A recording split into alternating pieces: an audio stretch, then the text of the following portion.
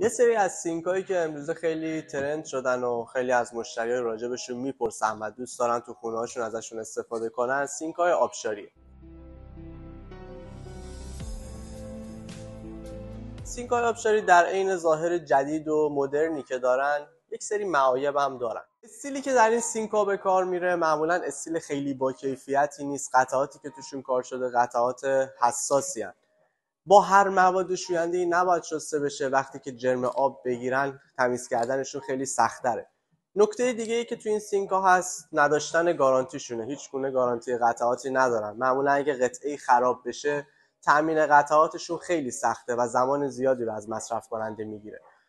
معمولا این سینکا اکثرا ساخت چین هستن.